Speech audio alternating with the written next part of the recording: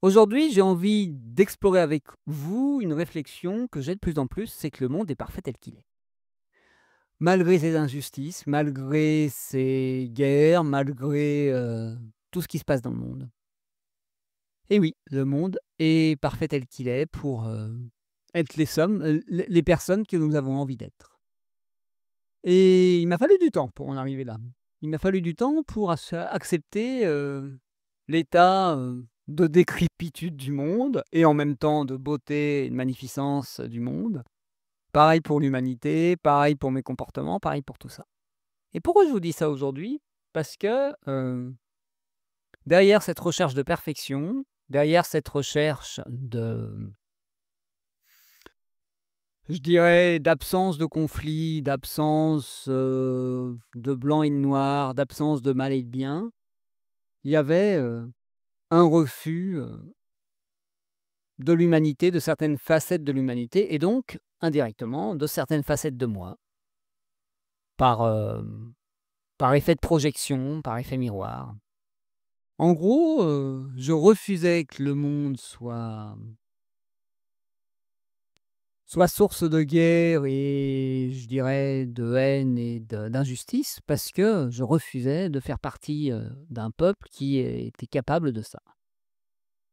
Et je ne voulais pas voir ça chez moi. Et maintenant que je suis à l'aise avec le fait d'être injuste, à l'aise avec le fait de vouloir à tout prix avoir raison, à l'aise avec le fait de, même à la limite, de vouloir prendre les armes pour défendre mon bout de gras, là, enfin, la paix peut s'installer.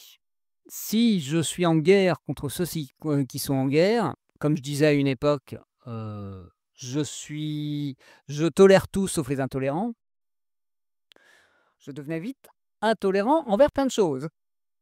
Et donc je devenais aussi intolérant et aussi rigide que les personnes que je critiquais. Et c'est un peu pareil pour le reste. C'est si je refuse de voir la perfection dans le monde, ah, je vais me créer un sacré enfer dans ce monde. Si je refuse aussi ma responsabilité dans le monde tel qu'il est, quand je parle de monde tel qu'il est, c'est-à-dire dans comment je le vis, comment je me relie à lui et comment j'agis dans celui-ci, ah, c'est clair que la vie sera compliquée. Parce que derrière tout ce côté, le monde est imparfait, le monde, j'aurais préféré vivre à une autre époque où je ne peux rien y faire. Oui, on ne peut pas changer le monde. Ça, c'est une réalité. Mais est-ce qu'on peut au moins, comme dirait le mouvement des colibris, planter sa graine d'une certaine manière? Eux, c'est leur goutte d'eau, mais moi, c'est la graine. Et donc, proposer autre chose. Proposer, essayer de nourrir les projets, les entreprises, les actions, les comportements qu'on a envie de voir se diffuser dans le monde. Et je dis pas ça en mode prophétique, en mode à vouloir à tout prix évangéliser la planète ou à vouloir à tout prix convaincre les autres qu'il y a une bonne manière de vivre.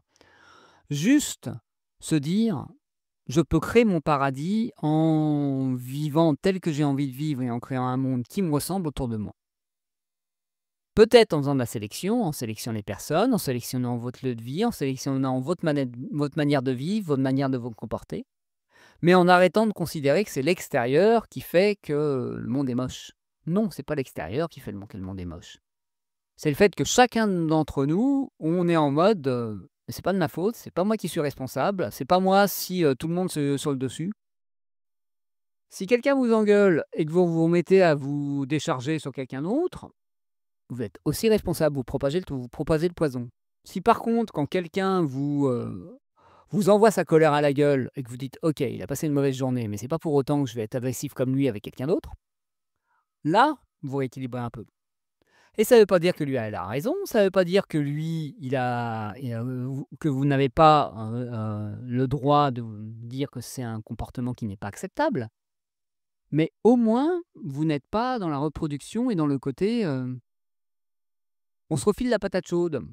Où chacun vide ses poubelles chez l'autre et au bout d'un moment, ça fait un cercle vicieux de, on est tous des éboueurs et on n'arrête pas de se refiler de la merde, on se jette de la merde dans la gueule. Voilà. Excusez-moi pour l'image, vous voyez ce que je veux dire? Et c'est souvent comme ça, c'est, le côté, «Oui, mais c'est pas de ma faute». Oui, c'est peut-être pas de votre faute, mais est-ce que vous pouvez faire quelque chose pour améliorer la situation? Oui, vous êtes pas peut-être pas le responsable initial d'une situation de conflit, mais est-ce que vous pouvez pas faire quelque chose pour essayer de rendre la situation plus agréable pour tout le monde? Et surtout pour vous. Parce que c'est ça qui m'agace derrière le côté, «Le monde est imparfait» et cetera. C'est comme si, il fallait que tout soit, réglé dès le départ, comme si, être là, c'était juste être consommateur. Non, on n'est pas consommateur du monde, on en est aussi acteur. Là, il y a un gros mot qui voulait sortir, mais je dis ça pour aussi pour, moi, le nombre d'années que je me suis mis dans une posture de «je ne peux rien y faire», d'impuissance et en disant: «Oui, mais le monde est comme ça, je peux rien y faire».